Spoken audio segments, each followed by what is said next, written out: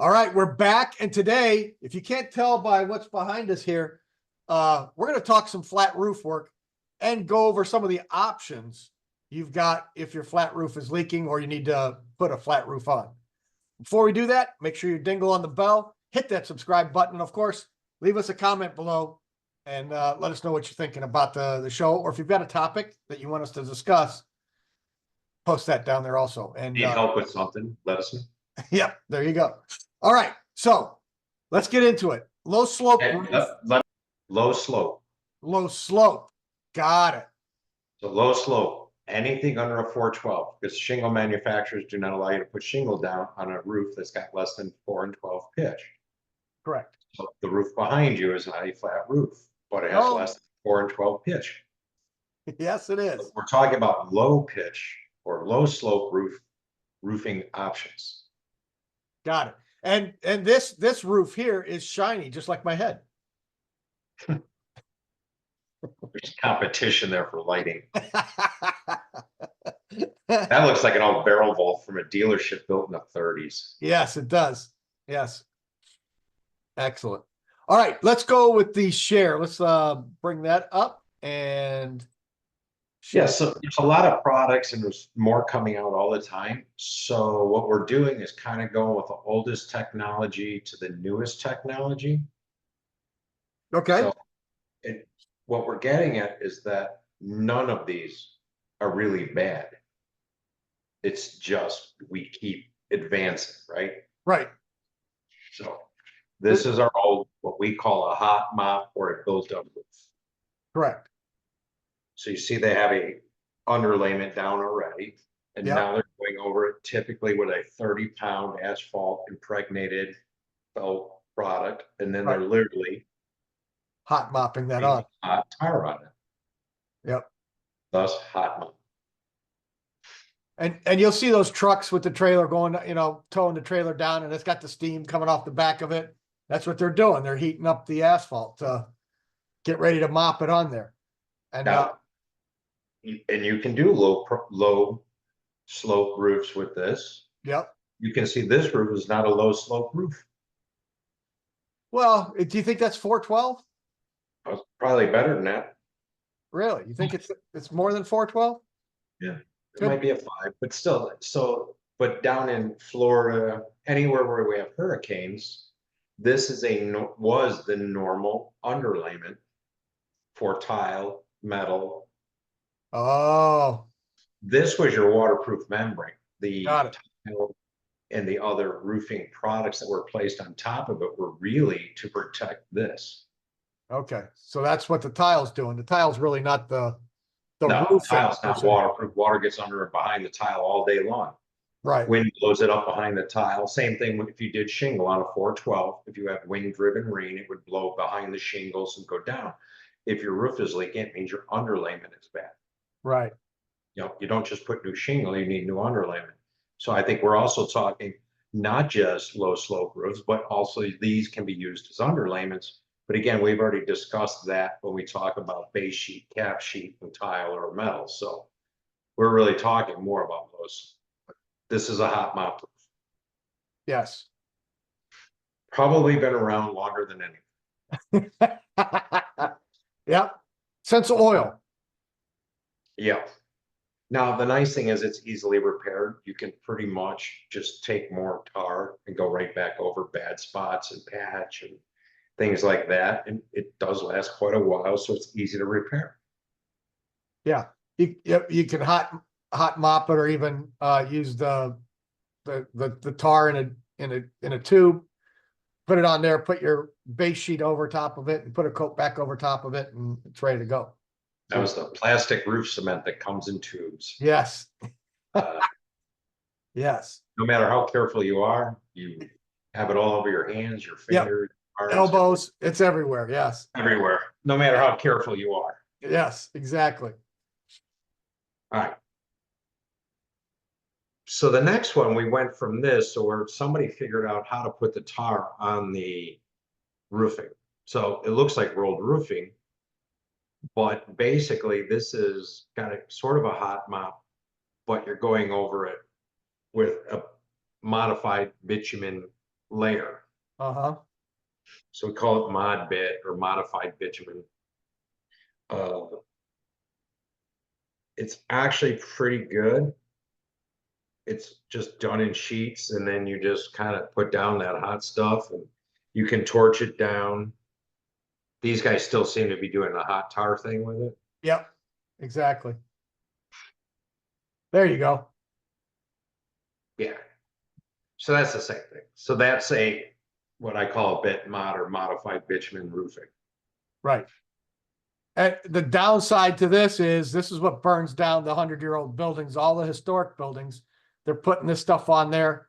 A little ember will get down underneath this stuff, and then it starts the whole building on fire. And that's why a lot of roofers, insurance companies don't like to see this going on anymore. If it's a brand new construction, no problem. If it's a 100-year-old house or building, you may want to look into something different. Now, the other thing is that there was rumors that the EPA or OSHA was going to ban this. Oh, really? Well, what are they doing? They're burning tar, Uh-huh. off gassing. It's Yeah. like sucking up diesel fumes or oil fumes, right? Yes, So it's not a healthy trade. correct. So the upside to this, though, was a couple things. One, it's easily patched. Yes. You literally, if you had you just pounded a nail through it because you wanted to pull a line, you literally could go up there with a propane torch, heat up that little spot, and it would self-seal. Yes. So it had that was one of the biggest reasons why I think it became popular for so long. It's easy, you literally just roll it out, heat it up, and stick it down.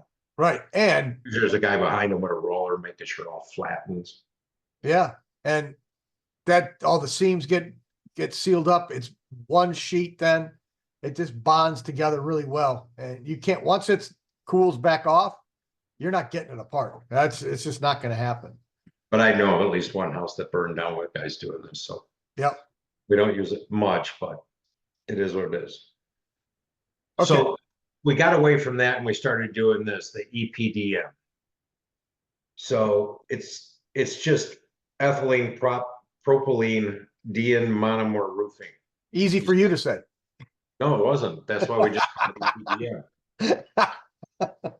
If you really want to know what it's called, look it up. Right. But this comes in sheets or rolls, usually 10 feet wide. And these are directed here. So you see the roof insulation. I mean, I would assume commercial building, this has probably got, let's call it steel bar joist with a corrugated roof deck. And then they screwed down 2-inch thick roofing insulation. And now they're just adhering this down. And most of the time it's direct applied with an adhesive. Right. And this is 2-inch thick insulation board. They're 4x8 sheets, and they get tacked down. And that is actually what's going to hold your roof. So when you see those videos in a hurricane when the whole roof blows down off, Uh-huh. it's because you see how they did that, the 4 corners in the Right. center and one in the very center. There's Right. nowhere near enough screws in there. If you get any air pressure changes inside that building from a tornado or a hurricane, that roof's coming off. It just There's peels. nowhere near enough screws in there. It opens it right up. Yep. Interesting. Where you live makes a big difference. So that EPDM, it's derived from oil and gas, so it's got various materials, long-lasting roof. They've got coatings on it for extreme weather, ozone, so on. Just it's not going to just break apart. And you can get it in black and white. Oh, okay. So this is also something that came about. Both Ron and I are both green certified from our NARI days. Yes. And it was interesting because for a certain point, in order to get our lead points, you had to use the white roof, make the roof reflective so that you could take that ultraviolet or that solar radiation and project it off the building. Correct. And over the years, we found out that's not really a good idea. Well, it Now, depends. LEED hasn't changed. They still want the white roof. Right. What we found out is that when you reflect the sunlight off your white roof, it heats up the dust and everything in the air. Right. Call that a heat island effect. Right. So you're better off having better insulation and a black roof so that you can absorb that radiation and have the insulation so that it doesn't radiate or transfer into the building. Right. Well, So and for Chicago, we really only don't want that heat for 3 months out of the year. The rest of the year, we'll take the free heat. So putting a white roof on probably isn't the best thing to do in our area. You know, if you lived in Florida, down south somewhere, well, yeah, you don't want the heat, 90% of the time. So go ahead and kick it back out and put it back into the air. Don't. That sounds fine, except, you guys wouldn't see this, but down here on our news broadcast, the reason why we're not having hurricanes is we have a lot of Saharan dust in the air. Okay. So when we have dry air blowing off the Saharan desert and it comes across the Atlantic, we get really cool sunsets. Uh-huh. But when you start reflecting that heat back up into that dust becomes heated. And if it happens to get cloudy out, we trap that heat. Okay. So now it becomes even hotter down here than it should be. Right. Well, and you have asphalt driveways and roads that creates that island effect too, all the heat from that. So,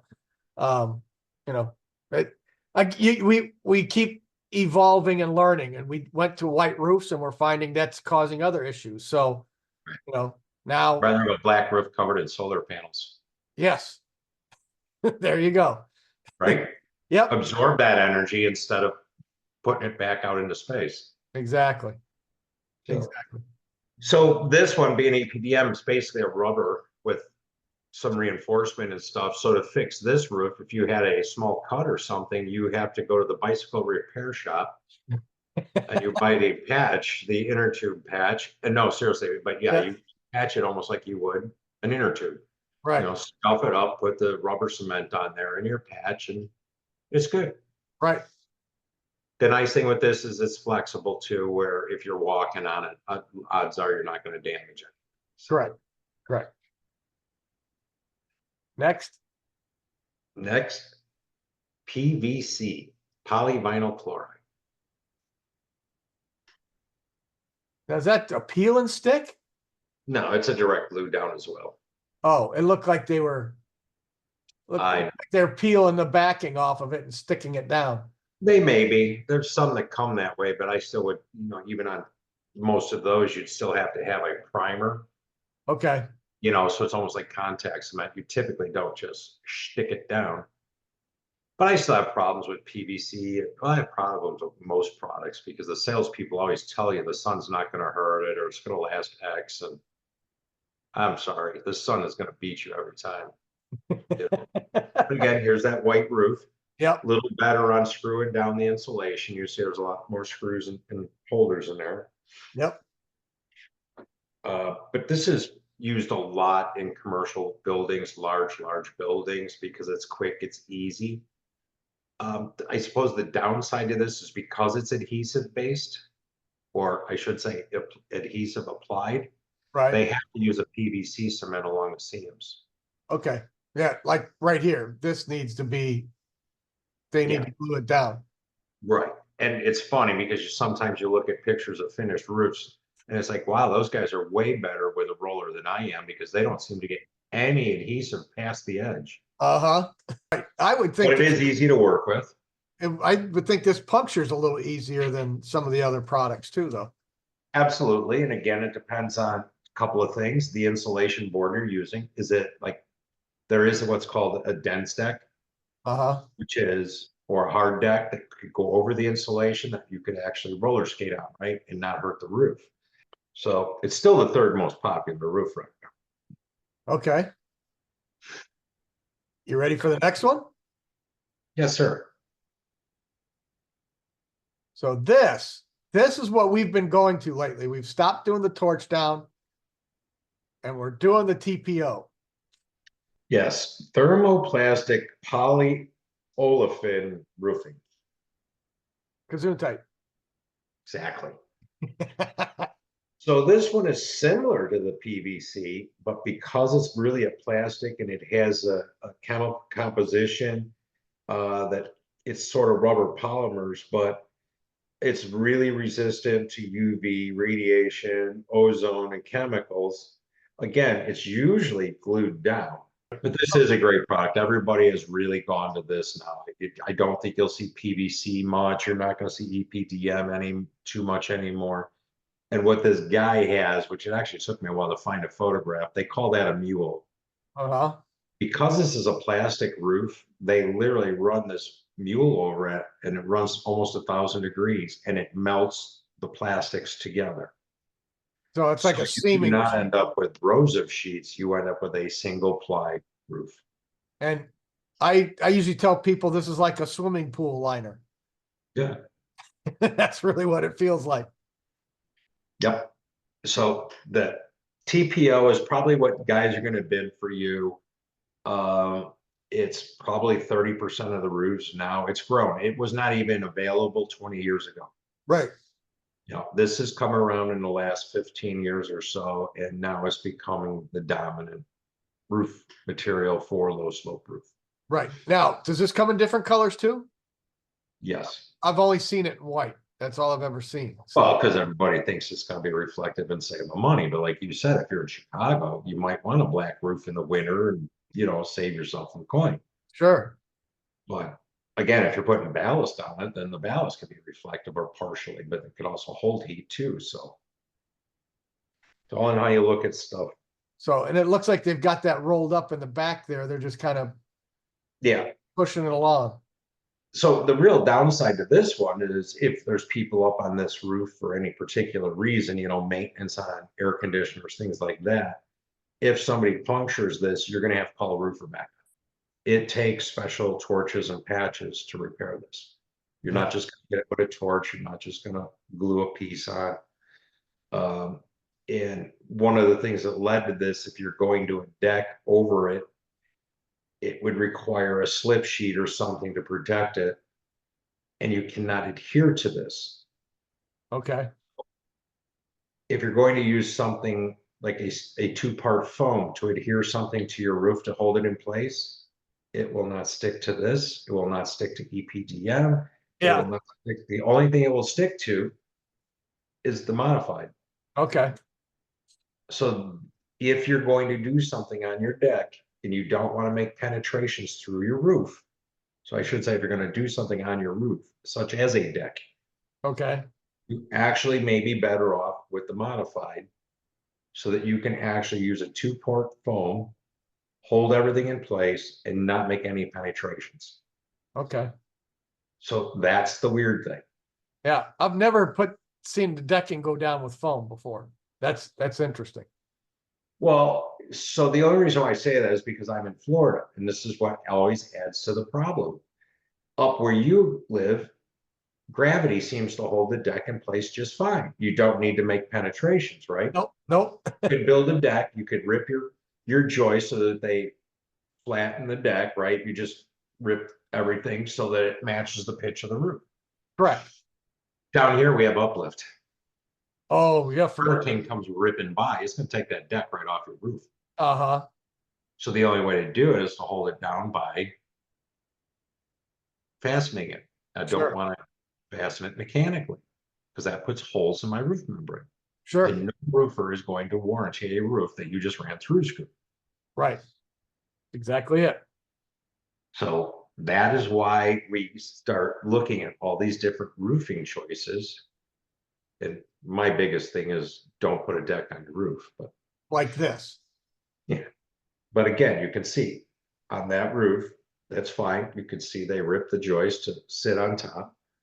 Yep. And they obviously know that water on top of the joist is bad. So they did put strips of Yeah. or sealer, the rubber flashing on top, which is smart.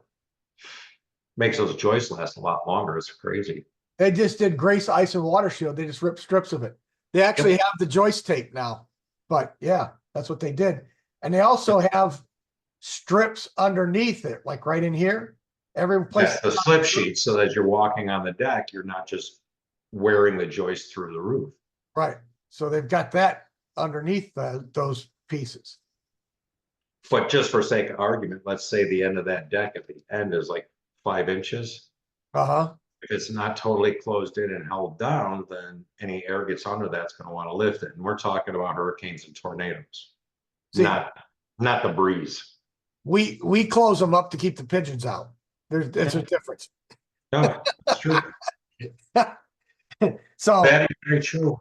yeah, the pigeons love those areas for nesting. Yeah. All right. So the next one is one you just brought up, which is the cold roof. Yes. So cold roof is basically fiberglass and resin. Right on the roof sheathing. And you buy these drip edges, all this stuff. You can lay it out, drip edge with the gutter already in it. So you've got that all set up. You tack that down. You put your fiberglass on there and your resin. So I like on the bottom right corner, it says decking, good quality OSB. yes. Okay. Poly resin reinforced with chopped strand mat, and then a top coat of pigmented poly resin. So there's your two coats. No, and it makes sense. I mean, it's like building the hull of a boat or the shell of a car. You know, I mean, I guess I was telling you before we started the show, when we have 2-story, the second floors, I always do shower pans in fiberglass, 2 coats, just like this. Uh-huh. Never since we've done it, have we ever had a leak. And don't get me wrong, Schluter works great. Yep. We get some really weird shapes. And even Schluter doesn't like to be cut into strips and wrapped around, you know what I mean? Sure. So by doing a single pan on fiberglass just makes sense. Right. Oh, look at that. High quality OSB. And it's got all the ribs in it. You know, you tape your seams and then you put the resin down with the fiberglass built into it. Mm-hmm. So that's kind of what it looks like before you put your colorant on, your color layer. So you notice this is probably one of the newest things. I've not seen this done here. You said it's popular in Europe, England, Right. Ireland, and maybe some of the East Coast right now. Correct. And to the left, there's an 800-year-old tile roof. It's slate roof, right Slate, here. real slate. Yep. So you want to talk about original roofing and new technology mixing? I think it's a great photograph. Yeah. Slate is 100, 200-year roof. Yes. As long as your roofing structure is calculated to carry that load, because that's a lot of rock on your roof. Yeah, but it's beautiful. Yes. And then Right, so there's the finished roof. Yep. So it's cool too, because you see it on the left at the very top and well, I'll say call it left and right of that roof. You see they built a curve, maybe yes, inch and a half. So the water's not going off the 2 sides. It's really only going off the front. correct. It's a very cool. So To look into that. I've not seen it down here. So I'm really concerned about movement of wood during temperature swings. But other than that, I mean, I think it worked great. yeah, it's just something I ran across. Like I said, it's popular over in England, Ireland, Scotland. They do it over there, and then it's up and down the East Coast. It's really popular. So I just like you have a concern of the expansion and contraction, the movement of it. Also, what happens if it's not insulated properly or ventilated properly? But your moisture just stops. That is a most moisture barrier. So if you're not insulated properly or your roof isn't vented properly, this could become an issue. So a stable environment like that could be a good option for this. The thing I was curious about and why I was looking into it was now you could build a deck on this, and you're not going to puncture this roofing. It's not going to have a problem with it. No, and if you're actually worried, you pay the roofer to just do a third layer just for the hell of it. I Yeah, mean, you know, just do an extra coat. So, but yeah, it's a very cool system. I haven't seen anybody do it here. But very cool. so now let me throw this at you. So now you do a nice sand base and you put tile on this or bluestone for a patio if it's going to be a patio or a walkout. Well, and we do that, but like, see, I think we do a lot of those, but we use liquid applied waterproofing and we did the shell on waterproofing. Right. So last thing I want to talk about is really life expectancy of low slope roofs. So the one thing you really got to watch out for when you're looking for a roofer or your salesperson sitting there or whatever is mills. How thick is it? Okay. So the life expectancy, there's quite a wide range, but generally, I have to look at my notes, but generally a 45 mil sheet will last 15 to 30 years. A 60 mil sheet will last 20 to 35, and a 90 mil single ply will last from 25 to 40. So the thicker they are, the more your upfront cost is going to be, But the and, longer it's going to last. and they're going to be less likely to get punctured because they're thicker and so on. But the Right. life expectancy is so much better. So think about that if you're, be in this building or if it's an investment or whatever. The problem we run into is too many people are just flipping things and they really don't care. No, that's exactly it. They throw whatever the cheapest thing they can get on there and just move it on down the road. So if you have a low slope roof on your house or your business and you're curious about it, hopefully this helps you in some respects. And if you need to answer some more questions, just hit us up in the notes below. Yep. Just go ahead and dingle on that bell, hit that subscribe button, and until next time, I'll give it to you. Keep it square and level. There you go. All right.